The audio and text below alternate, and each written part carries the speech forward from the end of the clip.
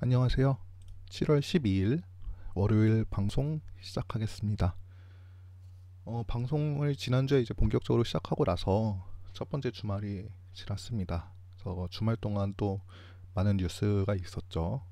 예를 들어서 뭐 한국 프로야구라던가 프로축구에 이제 확진자가 나오면서 경기들이 취소가 됐기도 했고 좀 분위기가 전체적으로 좀 안 좋아졌죠. 상황이 심각해지면서 사회적으로도 좀 좋지 않은데 어쨌든 이런 좀 어수선한 분위기에서 좋은 결과 만들 수 있도록 좀 한번 노력해 보겠습니다. 그래서 저도 방송이 없었던 주말 동안 이런저런 피드백을 좀 해보면서 좀 영상의 분위기라던가 이런 거를 좀 바꿔봤는데요. 한번 여러 가지 보시고 만약에 뭐 건의사항 같은 게 있으시다면 저한테 댓글이나 뭐 이런 걸 남겨주시면 제가 체크해 보도록 하겠습니다. 오늘 월요일이고요. 월요일은 아시겠지만 사설이나 프로토나 뭐 경기가 그렇게 많이 없습니다. 그래서 오늘 같은 경우에는 뭐 너무 무리하게 가는 것보다는 그냥 쉬어가는 날 정도로 생각을 하시고 그냥 부담 없이 가볍게 들으면 더욱 좋을 것 같습니다. 그래서 오늘 너무 무리하게 가지 마시고 그냥 재밌게 설명 들으면서 이런저런 지식을 쌓아가는데 초점을 더 맞춰보시면 도움이 될 것 같습니다. 그래서 오늘 두 경기를 준비했는데요. 첫 번째 경기는 페루 2부 리그 경기입니다.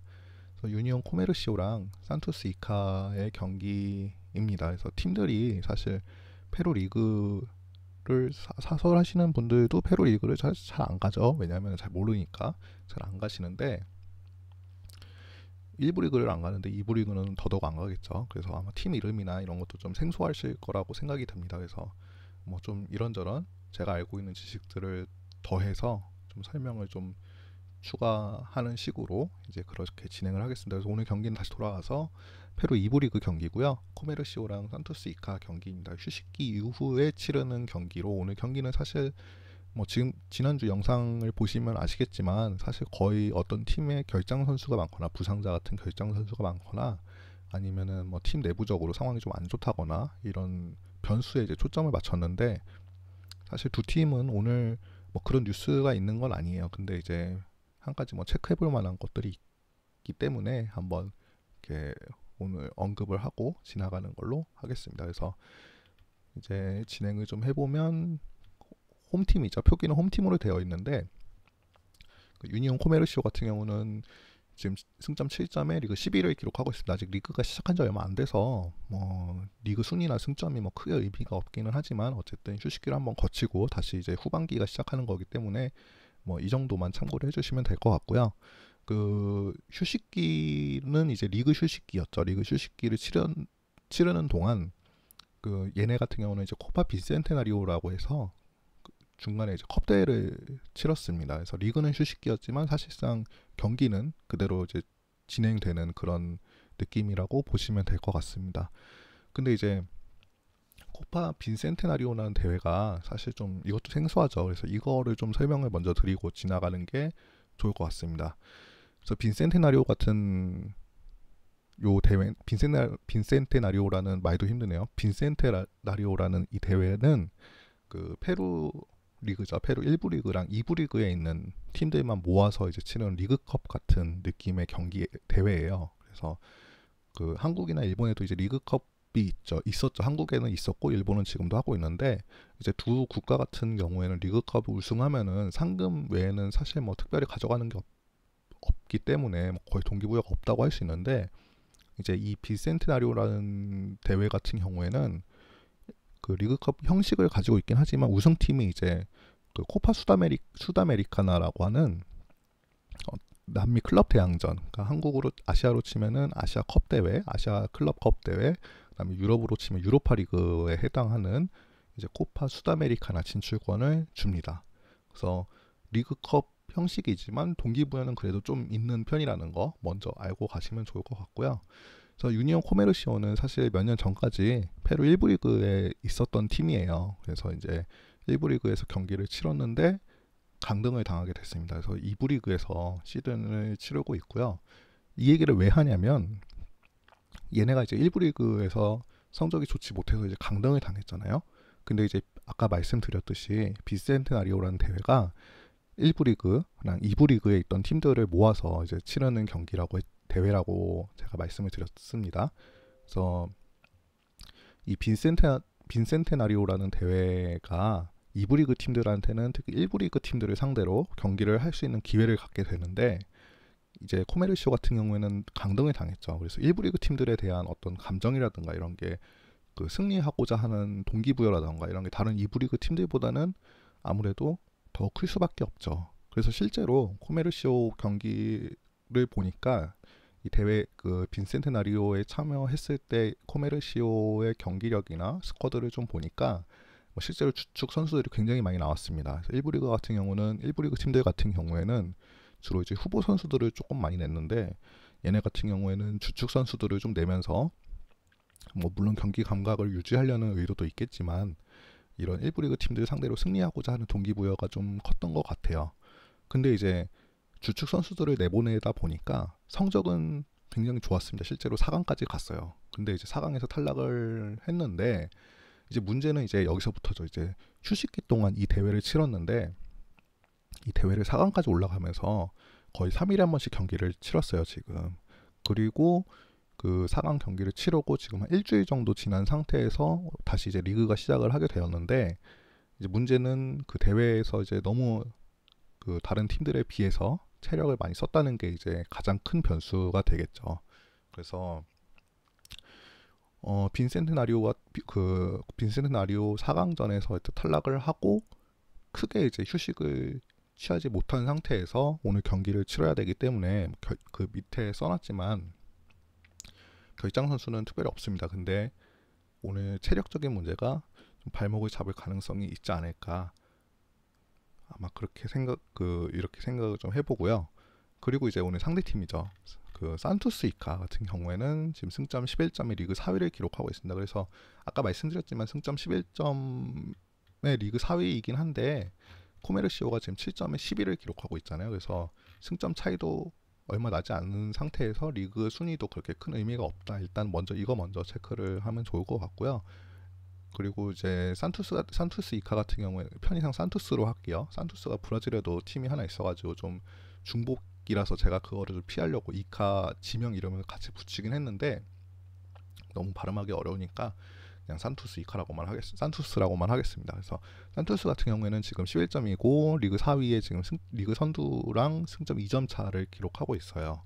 그래서 리그 선두를 확보하려는 어떤 동기부여를 가지고 있고, 실제로 여기에 이제 총력전을 지금 쏟고 있습니다. 그래서 여기에 초점을 맞추고 있는데, 아까 그 코메르시오랑 다르게 산토스 같은 경우에는 이미 시즌 초반부터 승격에 초점을 맞추고 있었기 때문에 그 빈센테나리오 대회에서 그렇게 큰 의미를 부여하지 않았습니다. 그래서 그 대회 스타팅 멤버들을 보면은 사실상 주축 선수들을 투입하지 않으면서 체력을 좀 아끼려는 모습을 보여주었고, 실제로 그 토너먼트 가기 전에 예선전에서 이미 탈락을 했어요. 그래서 얘네 같은 경우에는 이미 예선전 탈락으로 인해서 한 달간 휴식을 취했습니다.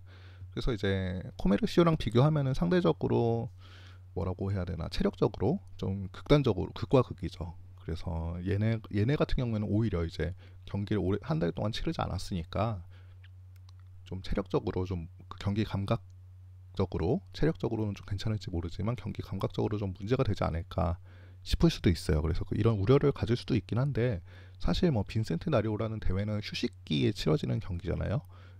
이거를 다시 처음부터 생각을 해보면 리그의 휴식기가 왜 만들어졌을까 생각을 해보면은 그 이전에 있었던 리그 경기로 지친 상태를 좀 휴식하라고, 좀 쉬라고 만든 기간이 휴식기잖아요. 그러니까 한 달 정도의 휴식기는 사실 큰 어떤 영향을 끼치지는 않을 것이다 라고 이제 생각을 합니다.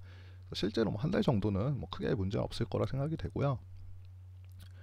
오히려 이제 적절하게 이제 휴식을 취하면 한 경기만 치르고 휴식을 취했기 때문에 뭐 얘네 입장에서는 그래도 상당히 좋은 상황이지 않을까 싶습니다. 그리고 이제 산투스 같은 경우에는 지금 이제 리그에서 승격을 목표로 하고 있기 때문에 리그 경기에서의 경기력이 굉장히 중요한데, 최근 보면은 그 아틀레티코 그라우라는 팀을 상대로 승리를 거뒀습니다. 그래서 얘네가 이제 1등이에요. 페루 이부리그 같은 경우에는 이번 시즌 거의 그라우 1강에 나머지가 이제 고만고만한 그런 상태라고 볼 수 있는데, 이런 상황에서 이제 그라우를 상대로 승리를 거뒀으니까 얘네가 이제 좀 자신감이 좀 붙었겠죠. 그래서 이런 부분들은 좀 긍정적으로 작용할 거라고 생각이 됩니다. 그래서 두 팀 모두 아까 말씀드렸듯이 크게 뭐 결장 선수나 이런 거는 없어요. 그래서 뭐 결장으로 인한 픽이라기보다는 요 코파 빈센트나리오라는 대회라는 변수가 이제 오늘 경기에서 승패를 좀 가르지 않을까 싶습니다. 그래서 배당을 보시면 아시겠지만 코메르시오가 아마 굉장히 1.9에서 2.1 정도 되더라고요. 그래서 보니까 약간의 정배당을 받았는데, 제가 보기에는 코메르시오가 그렇게 쉽지는 않을 것이다. 그리고 하나 더 언급할 게 있는데, 오늘 경기가 홈 경기장이 아니에요. 코메르시오가 이제 그 경기 일정상 이제 홈팀으로 등록이 돼서 오늘 경기는 홈팀처럼 이제 보이지만 실제로는 홈 경기장이 아닙니다. 왜냐면은 그 이번 시즌에도 페루 2부 리그 같은 경우는 코로나 바이러스 때문에 이동 거리를 좀 제한하려고 경기장 두 곳에서만 경기를 치르고 있어요. 근데 이 두 곳이 모두 코메르시오 홈 경기장이 아니기 때문에 뭐 홈 어드밴티지는 없다고 보는 게 맞고요. 물론 산투스 홈 경기도 아니기 때문에 두 팀 모두 뭐 이렇다 할 어드밴티지는 없지만, 특히 홈 경기로 등록이 되어 있는 코메르시오는 더더욱 홈 어드밴티지가 없다라고 정도만 생각을 해주시면 될 것 같습니다. 그래서 어쨌든 최종적으로 결론을 좀 내려보자면 산투스가 좀 유리하지 않을까 싶어요. 그래서 산투스가 굉장히 아마 역배당일 거예요. 역배당을 받았는데, 제가 보기에는 이런 정보들을 고려한다면 산투스가 뭐 승점을 얻는 것도 무리는 아니지 않을까 생각을 해봅니다. 그래서 간단하게 페루 1부 리그 경기를 좀 정리를 해봤습니다. 그 다음에 커피 한 잔만 좀 마시고 다음 경기 진행을 좀 해볼게요. 다음 경기는 이제 아프리카란다. 프로토 경기입니다. 프로토 31번에 33번 경기고 골드컵 경기입니다. 그래서 이 경기 하기 전에 커피를 좀 마시고 오겠습니다.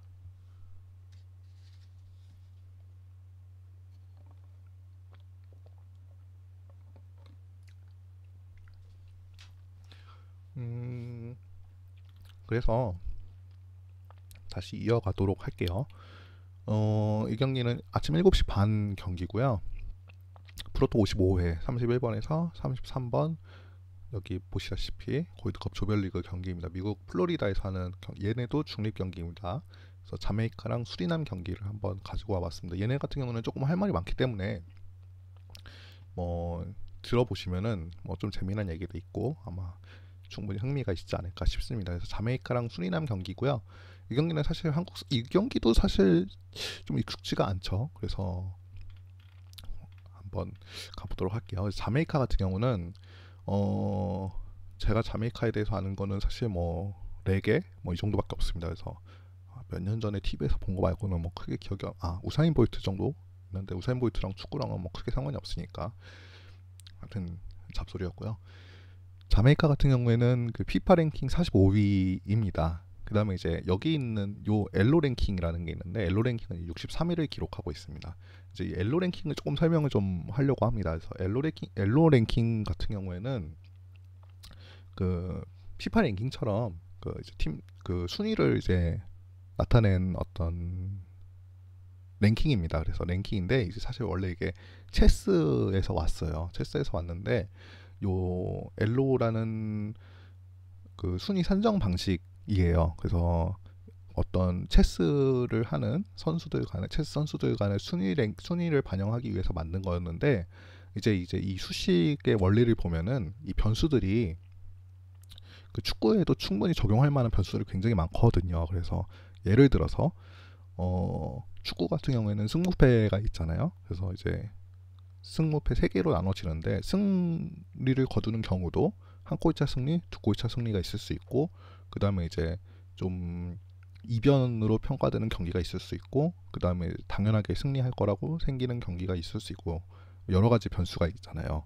근데 이제 피파 랭킹 같은 경우에는 이거를 반영이 잘 안 돼 있는 편이에요. 이 수식을 입력할 때 이런 변수들이 크게 영향을 끼치지가 않는데, 이 엘로 랭킹 같은 경우에는 이런 변수들이 굉장히 세분화되어 있습니다. 그래서 어떤 그 경기를 치르기 이전까지 그 나눠져 있었던 실력 차이나 이런 거를 좀 더 현실적으로 구분을 할 수 있는 장점이 있습니다. 그래서 실제로 보면은 만약에 한국이 독일을 월드컵 조별 예선에서 만났었잖아요. 근데 이제 그때 경기를 보면은 한국이 독일을 한 골 차로 이길 때, 그 다음에 독일이 한국을 한 골 차로 이길 때 추가되는 그 포인트가 다릅니다. 이 포인트도 다르고 굉장히 세분화되어 있는 편이라서 사실 피파 랭킹이 조금 거품이 있다는 평가가 많죠, 사실. 그래서 최근에는 이렇게 뭐 프로토나 아니면 사설, 그리고 외국에 있는 많은 사람들도 축구 분석을 할 때 순위를 참고하는 거는 사실 피파 랭킹보다는 요 엘로 랭킹을 좀 많이 참고하는 추세입니다. 그래서 엘로 랭킹이 저도 개인적으로는 조금 더 신뢰성이 있다고 생각을 좀 하고요. 그래서 앞으로 이제 이 영상을 보신 분들은 엘로 랭킹을 참고하시는 게 조금 더 좋지 않을까 이렇게 생각을 해봅니다. 그래서 그 이제 피파 랭킹하고 엘로 랭킹을 같이 써놨는데, 그 얘네 자메이카 같은 경우에는 피파 랭킹이 45이고 엘로 랭킹이 63이죠. 그래서 엘로 랭킹이 조금 더 낮습니다. 피파 랭킹이 높죠. 그래서 피파 랭킹이 이렇게 높은 경우에는 어떤 엘로 랭킹이 아까 그 변수를 더 많이 반영을 한다고 했잖아요. 그래서 이제 정리를 해보면 피파 랭킹이 엘로 랭킹보다 높은 경우에는 실제로 경기력이 그렇게 좋지 않았을 가능성이 높다라는 결론을 내릴 수가 있습니다. 왜냐하면은 현실적인 변수들을 고려해서 이제 그 수식을 입력한 게 엘로 랭킹이기 때문에 어떤 그 안에 있는 세부적인 차이가 조금 더 명확하게 차이가 난다고 할 수가 있겠죠. 그래서 자메이카 같은 경우에는 실제로 현실적인 경기력을 반영한 순위가 63위, 그 다음에 기존의 순위가 45위, 이렇게 보시면 조금 더 이해가 빠르실 수 있을 것 같아요. 그래서 한마디로 얘기하면 자메이카는 조금 과대평가돼 있다 이런 얘기죠. 피파 랭킹이 그 실제 경기력보다 조금 높은 편이기 때문에 쉽게 말하면 좀 거품이 껴있다 정도로 보시면 될 것 같습니다. 그래서 밑에 보시면은 제가 이제 수리남도 써놨는데, 수리남 같은 경우에는 피파 랭킹이 136이고 126위를 엘로 랭킹은 126위를 기록하고 있죠. 여기서 보시면은 자메이카랑 다르게 엘로 랭킹이 훨씬은 아니지만 조금 높죠. 그래서 이런 경우엔 수리남 같은 경우에는 현실적으로 경기력이 조금 더 나았다, 실제 어떤 결과보다 경기력이 생각보다 좋았다 정도로 해석을 하실 수 있을 것 같습니다. 그래서 간단하게 엘로 랭킹에 대해서 얘기를 좀 해봤고요. 이제 좀 자메이카를 좀 살펴보면은, 자메이카 같은 경우는 사실 지금 엘로 랭킹 얘기를 좀 하면서 그 거품이 껴있는 팀이라고 평가를 내릴 수 있다고 제가 이제 얘기를 했었죠. 근데 이제 실제로 그 골드컵 그 분석하는 다른 사람 친구들이나 다른 사람들의 이제 경험을 보면은, 그 얘기를 좀 그 얘기를 한 걸 좀 보면은 실제로 좀 자메이카가 좀 과대평가가 많이 되어 있는 것 같긴 합니다. 그래서 개인적으로 오늘 경기는 자메이카보다는 수리남, 결론적으로 말씀을 먼저 드리면 수리남을 좀 보는데, 자메이카가 사실 그 국가 인지도에서는 수리남보다는 좀 높을 수 있을 것 같긴 한데, 그 올해 공식 경기가 3경기밖에 없었어요. 그래서 물론 이거는 코로나 바이러스 때문에 그렇기도 하지만 자메이카가 아무래도 좀 북중미에 있고 좀 한번 원정을 가려면 좀 멀리 가야 되니까 그, 그 초대하는 팀들도 별로 없었던 것 같아요. 그래서 올해 공식 경기가 3경기밖에 없었습니다.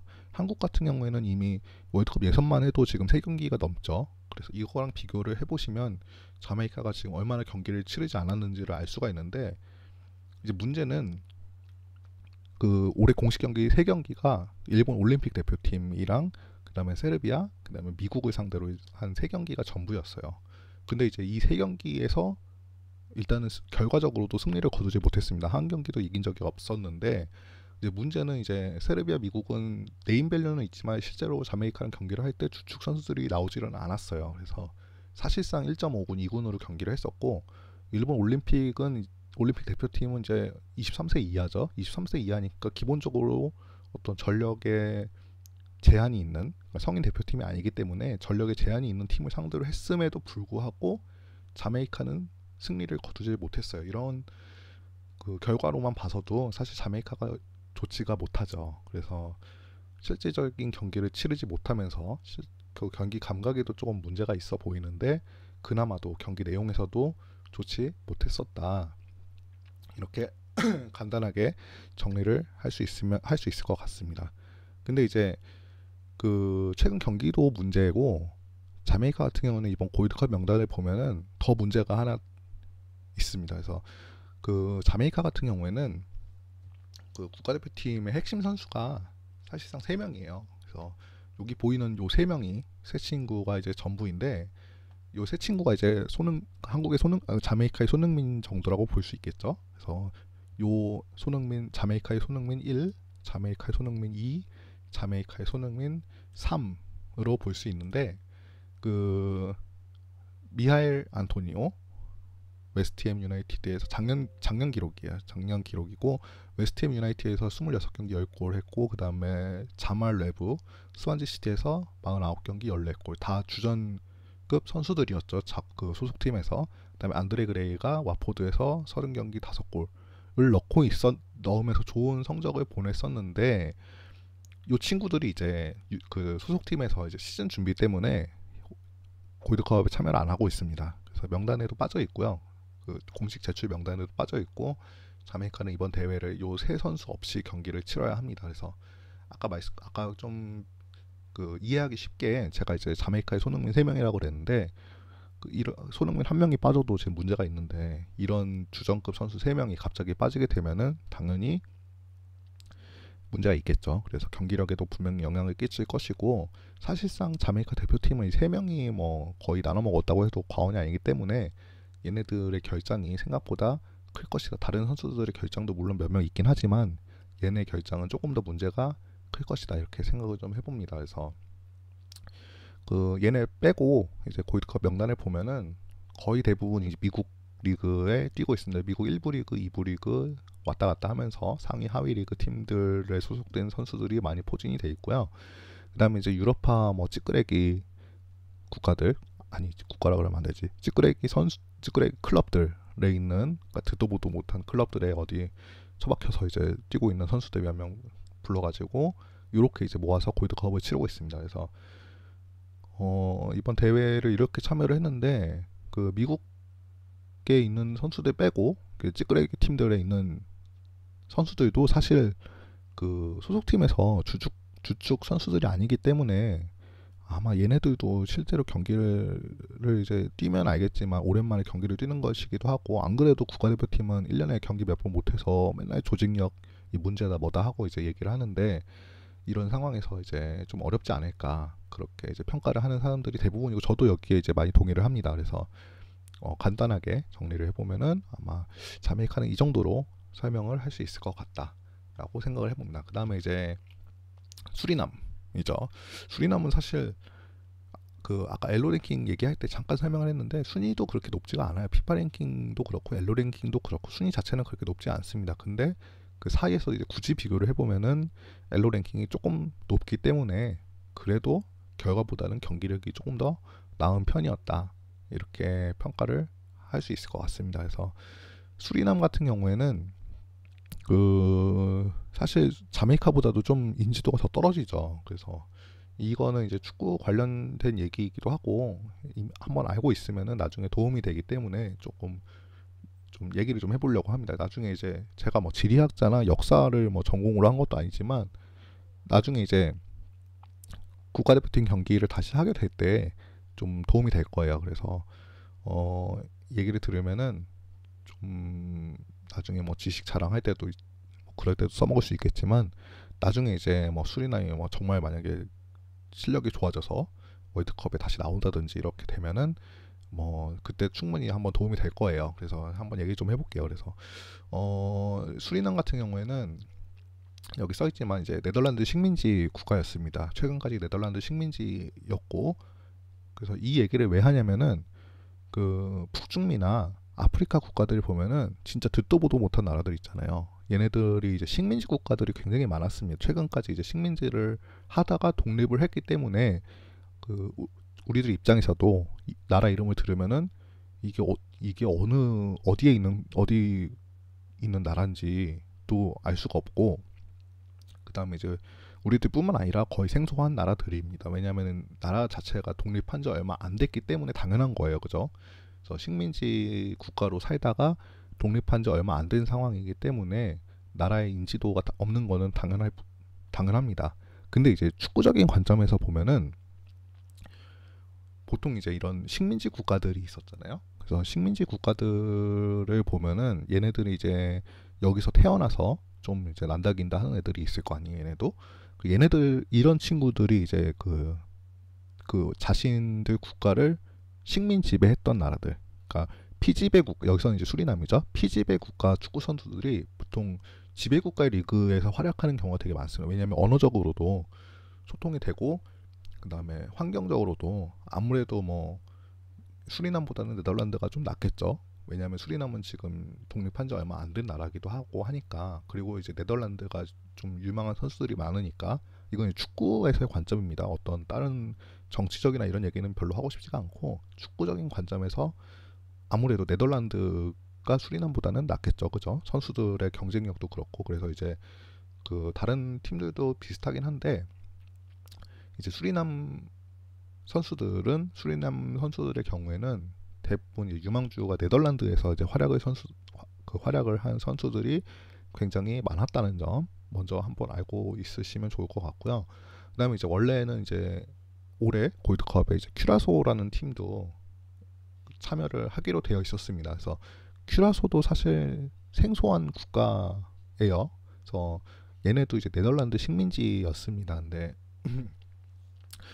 그 네덜란드 식민지였기 때문에 큐라소 선수들도 보면은 거의 네덜란드 리그 중심으로 되어 있고, 네덜란드 리그가 아니더라도 네덜란드 주변에 있는 유럽 국가들 중심으로 선수들이 구성되어 있는 거를 볼 수가 있어요. 근데 큐라소 같은 경우에는 그 코로나 바이러스 확진자 때문에 지금 빠졌죠. 과테말라가 다시 들어왔고 큐라소가 빠졌는데, 어쨌든 큐라소나 수리남이나 둘 다 네덜란드 식민지였기 때문에 되게 이미 그 유럽 리그를 중심으로 한 선수들이 주축이 되어 있다라는 걸 변수로 볼 수 있을 것 같습니다. 그래서 조금 얘기를 좀 더 해보면은 최근에 커피 한 잔만 마시고 갈게요.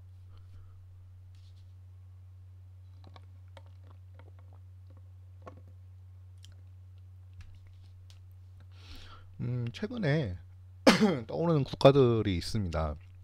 그래서 이제 북중미보다는 아프리카 쪽에 이런 국가들이 많은데, 기니비사우, 그다음에 카포베르데 혹시 들어보셨는지 모르겠습니다.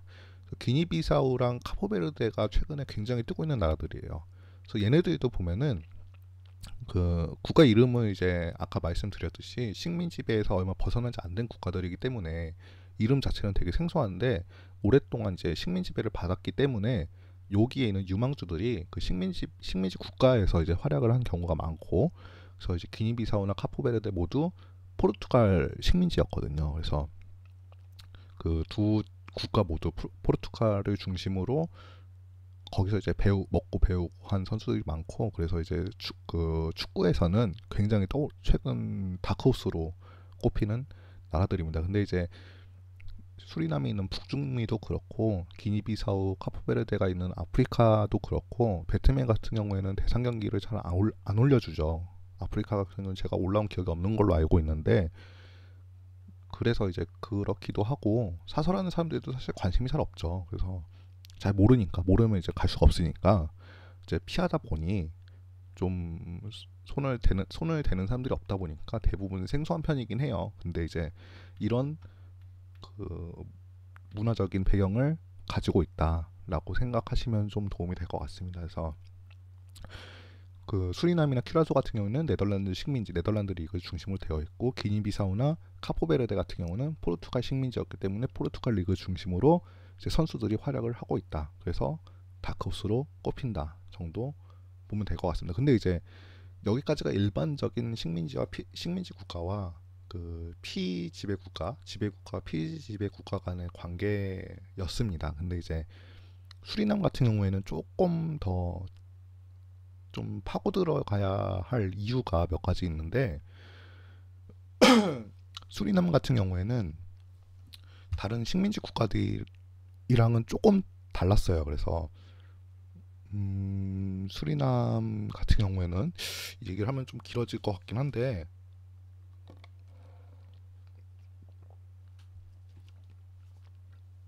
그래도 한번 얘기를 하고 가는 게 좋을 것 같네요. 수리남 같은 경우에는 아까 말씀드렸듯이 네덜란드 식민지였다고 얘기를 했잖아요. 근데 그 2018년 러시아 월드컵 하기 전까지는 그 굉장히 좀그 국적 유지나 이런 거에 있어서 굉장히 좀 엄격했었습니다. 제가 이제 그 수리남 사람하고는 만날 기회가 없어서 얘기를 못 해봤는데, 근처에 있는 다른 북중미 국가들 사람들하고 얘기를 해보니까 그 네덜란드 식민지 이후에 독립을 하고 나서도 굉장히 좀 국적이나 이런 거에 관리에 좀 엄격했던 것 같아요. 얘기를 들어보면은. 근데 이제 이게 축구에서 어떤 식으로 적용이 되냐면은, 그 네덜란드에서 이제 국적을 가지고 어떤 특정한 조건을 가지고 있는 선수들은 아예 수리남에서 이제 대표팀 선수로 활약을 못하게 했었습니다. 그래서 이제 그 제약이 있었던 당시에는 이제 이런 식민지 그 네덜란드에서 활약을 한 선수들이 많은 상황에도 불구하고 얘네들을 기용할 수가 없어서 다른 국가들보다도 뭐 큐라소나 이런 국가들보다도 더 실력이 떨어진 상태였어요. 근데 이제 이 기조가 바뀐 게 2018년 러시아 월드컵 예선 때를 기점으로 이제 좀 바뀌게 됩니다. 그래서 그 제가 이제 얘기를 들어보니까 수리남 축구협회가 피파랑 이제 같이 네덜란드 이중 국적, 네덜란드랑 수리남 이중 국적을 가진 선수들을 상대로 설문조사를 했었대요. 근데 이제 그때 네덜란드 국적을 가지고 네덜란드 국적과 수리남 이중 국적을 가지고 있는데 너희들이 수리남에서 뛸 수 있는 기회를 준다고 할 때 뛰고 싶냐 이런 질문을 했었는데, 거의 모든 선수들이 굉장히 긍정적으로 이제 답변을 했다고 합니다. 그래서 그 기사상으로는 한 70% 가까이가 이제 수리남 대표팀으로 활약하는 거에 대해서도 별로 거부감이 없다. 자기도 한번 뛰어보고 싶다라는 식으로 얘기를 했었다고 해요. 그래서 이런 여론 분위기랑 그다음에 이제 어떤 피파에서 제한하고 있는 요건들이 있죠. 이런 거를 좀 조율을 해가면서 네덜란드 이중 국적을 가진 선수들도 수리남에서 이제 대표팀으로 활약할 수 있도록 좀 조정이 됐고, 이게 이제 2018년 러시아 월드컵 예선즈음부터 적용이 됐습니다. 그래서 지금 한 3년 정도 지났는데 이때부터 이제 적극적으로 이제 네덜란드 이중 국적을 가진 선수들이 수리남 대표팀으로 유입이 됐습니다. 그래서 이때부터 이제 실력이 급격하게 향상이 됐습니다. 그래서 아까 말씀드렸다시피 얘네들이 이제 네덜란드 식민지였고, 그래서 이제 네덜란드 리그를 중심으로 선수들이 구성되어 있는데, 그 이번 에코이컵 명단을 보면은 실제로도 보면 네덜란드 클럽 선수들이 굉장히 많은 편이에요. 그래서 흐로닝언, 아약스, NEC 브레다, 페에노르트 같은 굉장히 유명한 클럽들이죠. 여기 있는 친구들이 굉장히 많습니다. 거의 네덜란드 리그 중심이고요. 자국 리그는 5명밖에 없어요. 수리남 리그는 저도 한 번도 못 봐가지고 잘 모르겠는데, 하여튼 5명이나 있는 것도 신기하긴 한데 어쨌든 5명이 전부고, 나머지 이제 선수들의 구성을 보면은 거의 90%가 이제 유럽에 있는 선수들입니다. 그리고 이제 더 중요한 거는 아까 자메이카 같은 경우에는 찌끄레기 클럽들에서 이제 그 후보나 뭐 이런 거 경기도 많이 못 뛰고 있는 애들을 데려왔다고 했는데, 얘네들 같은 경우에는 언어적인 문제도 없고 그다음에 유망주가 이미 어렸을 때부터 그쪽으로 가다 보니까 그 자기 소속팀에서 주전 선수들로 뛰고 있는 애들이 굉장히 많습니다. 그래서 사실상 정리를 해보면은 그 기반도 유럽 리그를 기반으로 하고 있는데, 이번 소집 명단도 보면 수리남 수리남 대표팀 선수들은 굉장히 사실상 유럽 리그를 주축으로 하고 있는 선수들로 구성되어 있다. 뭐 이렇게 보시면 될 것 같습니다. 대충 감이 오시겠죠? 이 정도 얘기를 제가 전달이 잘 됐는지는 모르겠지만, 어쨌든 정리를 하자면 뭐 이런 식으로 이제 정리를 할 수 있을 것 같습니다. 그래서 이제 수리남에 대한 얘기를 간략하진 않네. 30분이 넘었네요 벌써. 간략하진 않지만 한번 해봤고요. 그 다음에 이제 동기부여적인 측면을 좀 살펴봐야겠죠. 왜냐면은 만약에 골드컵에 소집이 됐는데 뭐 그냥 몸살이고 적당히 하다가 가고 싶은 선수들이 많다면 그 뭐 큰 의미가 없을 거 아니에요, 그죠?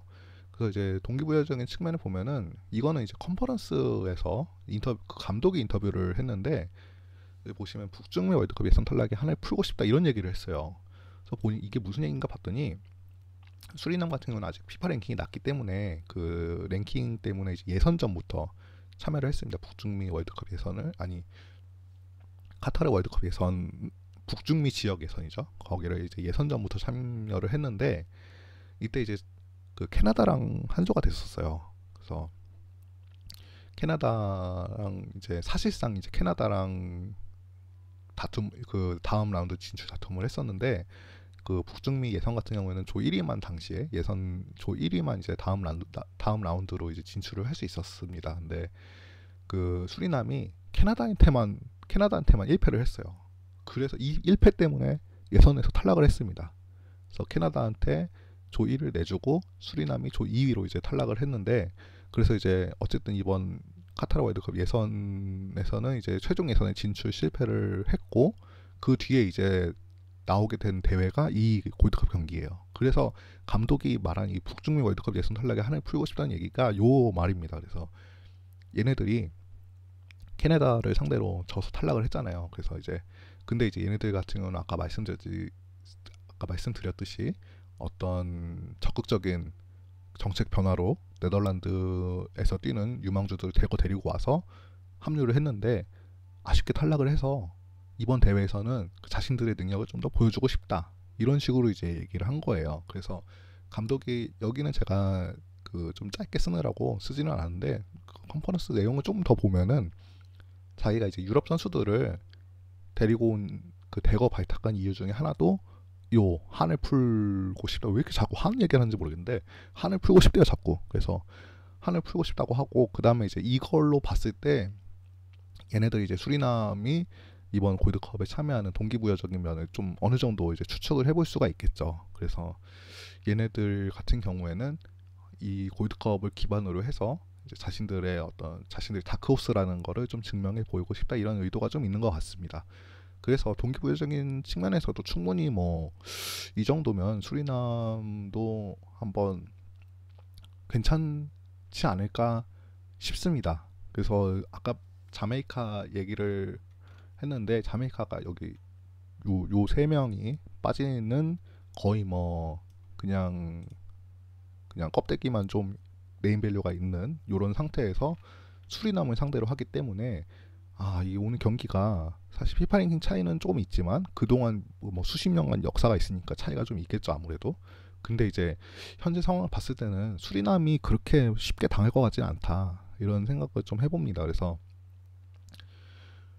제가 보기에는 굉장히 좀 오늘 수리남이 나빠 보이지 않는다 이렇게 좀 생각을 하고 있습니다. 그래서 제가 이제 배당을 좀 봤는데 배트맨 배당을 보니까 이제 물론 이제 승무패는 조금 도전적으로 생각을 해보면은 뭐 승무패도 수리남 쪽으로 생각을 해볼 수 있겠지만 아무래도 이제 안전하게 가려면 핸디가 좀 좋지 않을까 싶어서 봤는데 일단 지금 설명드린 대로 자메이카보다는 수리남 사이드로 일단 먼저 생각을 하는데 이제 문제는 이제 수리남이 한 골 차로 지냐 아니면은 승무를 하냐 요 차이잖아요. 그래서 이제 그 자메이카랑 수리남에 있는 오늘 경기의 배당을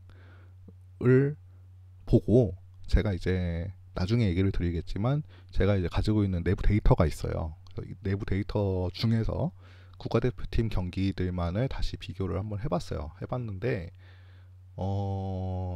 이런 비슷한 상황에서 수리남의 어떤 포지션을 갖고 있었던 국가들이 승무를 한 경우는 거의 없었고 좀 아무래도 이렇게 떠오르는 상태다 보니까 그런 것 같아요. 그래서 어떤 전력이 바로 반영되는 건 아니다 보니까 결과를 보면은 그 한 골 차로 지는 경우가 굉장히 많았습니다. 생각보다 굉장히 많았더라고요. 그래서 최근 경기들도 거의 연속해서 한 골 차로 진 경우가 많았고 제가 이 자료는 이제 나중에 어떤 강의를 하거나 이런 영상을 찍을 때 한번 보여드릴게요.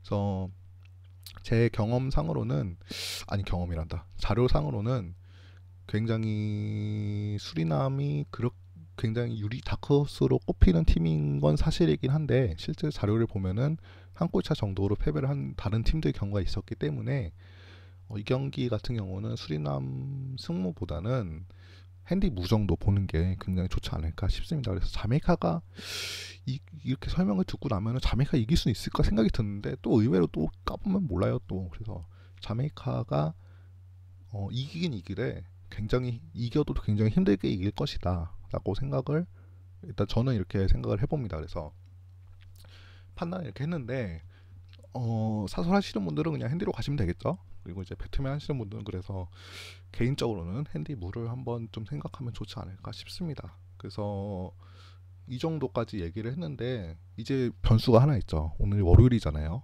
월요일이고 경기가 없다 보니까 아무래도 이제 이런 정보들을 저만 알고 있는 건 아니에요. 그래서 이미 다른 사람들이 많이 알고 있기도 하고 그래서 아무튼 이게 소문이 타고 퍼지다 보니 뭐 다시 또 좀 일이 좀 커지고 이렇게 되다 보니까 굉장히 수리남이 지금 또 과대평가를 받고 있는 상황인 것 같기도 해요. 그래서 어쨌든 지금 상황을 보면은 수리남으로 굉장히 많이 몰렸습니다.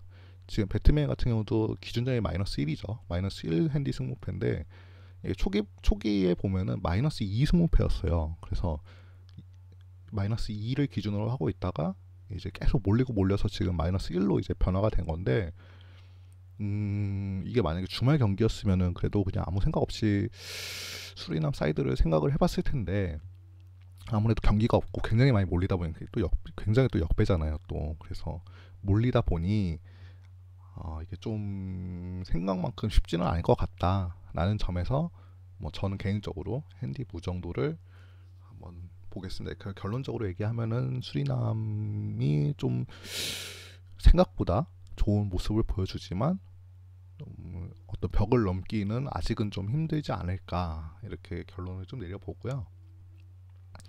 오늘 월요일이라서 사실 변수가 많은 경기이기도 하고 그래서 뺄까 하다가 그래도 역배 정도면 역배를 간다고 한다면 어느 정도 좀 근거가 있거나 합리적인 설명이 좀 필요할 것 같아서 한번 자세하게 얘기를 해봤습니다. 그래서 오늘 경기는 두 경기밖에 없어요. 페루 2부 리그랑 그 다음에 이제 골드컵 경기 정도 준비를 해봤는데 경기는 많이 없지만 이런저런 설명을 좀 하느라고 그 시간이 좀 많이 늘어났습니다. 근데 뭐 어쨌든 지금 영상을 들으셨다면 뭐 충분히 도움이 되셨으리라 생각을 하고 영상은 이 정도로 오늘 월요일은 이 정도로 마무리하면 좋지 않을까 싶습니다. 그래서 내일은 이제 프로토는 아마 없는 걸로 알고 있는데 사설 같은 경우에는 이제 챔피언스리그 예선이 있기 때문에 내일부터 또 다시 경기가 굉장히 많은 편이에요. 그래서 내일부터 다시 좀 경기가 많아질 것 같으니 내일 또 열심히 좀 준비를 해서 내일 다시 돌아오도록 하겠습니다. 그래서 오늘 월요일 영상 들으느라 수고 많으셨고요. 그 다음에 뭐 건의사항이 있으시다면 밑에 댓글이나 메일로 저한테 보내주시면 제가 확인하는 대로 체크를 해보도록 하겠습니다. 그러면 오늘 영상은 여기서 마치고요. 내일 다시 찾아뵙도록 하겠습니다. 감사합니다.